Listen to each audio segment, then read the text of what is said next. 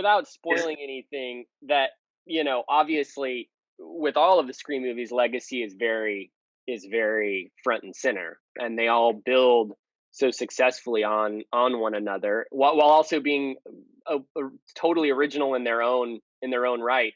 And that was something that from the start we knew was going to be essential in this working, that it was a love letter to all the movies, and of course to Wes, but also was going to take some of its own unique risks and carve out its own kind of path in the series. And look, it's I also think it's really rare, right, to step into a franchise that has been handled and helmed by one singular visionary. And so there was a lot of responsibility in that. And ultimately for us, we're fans making a movie. I think that's really, at the end of the day, one of the most important things for us is that we, not only that we sort of do justice to how much we love these movies, but that we bring together a team of people who have the same level of love and respect for what Wes created as we do. And I think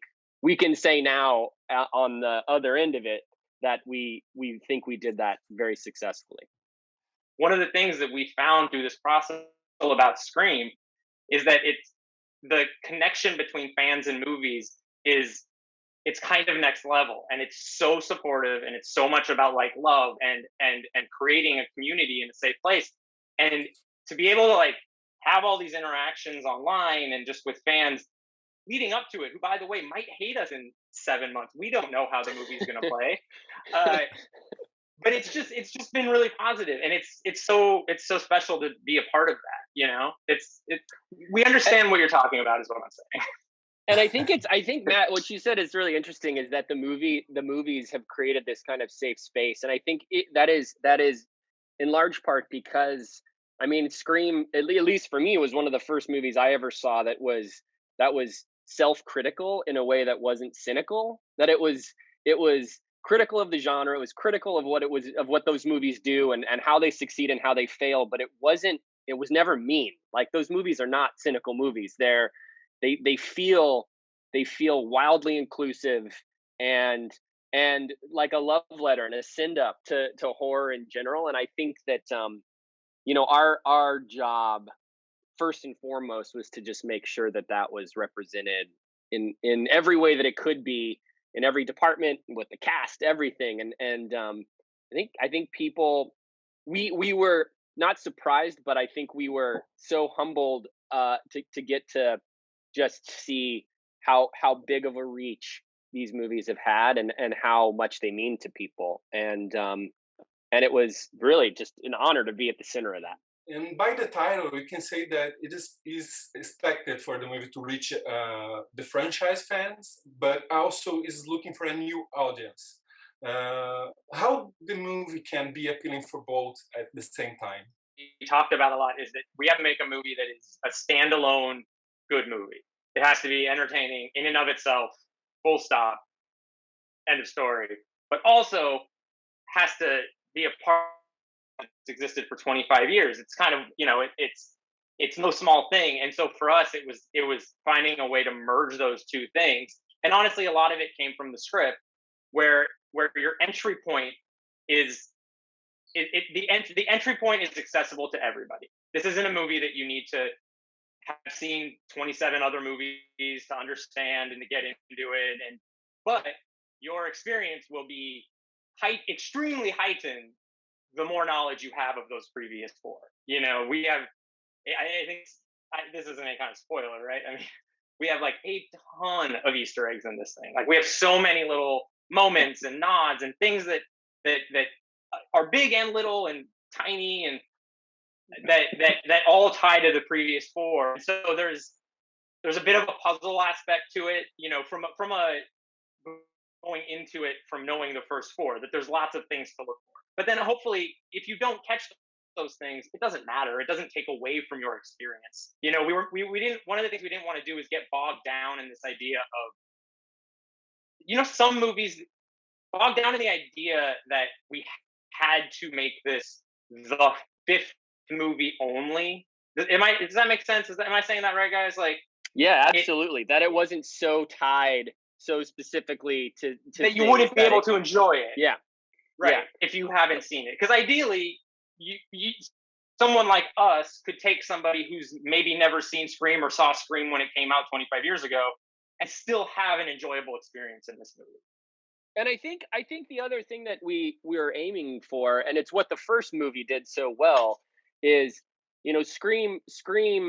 If that was your first experience with horror, that movie is so dense with so many fun horror references that you immediately want to go back and understand more about the genre that that movie is talking about. And I think for us, we also wanted to make a movie that did the same thing, that is so packed full of fun, weird Easter eggs that whether you get them or not, you are inclined to go back and watch the original Screams, all four of them, and the movies that sort of exist outside of the Scream verse that are also referenced.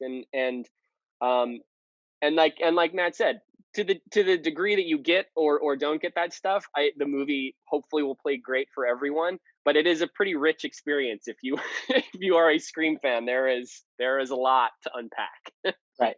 Yeah, definitely. And I mean, obviously the world and the way we watch movies has changed a lot in 25 years.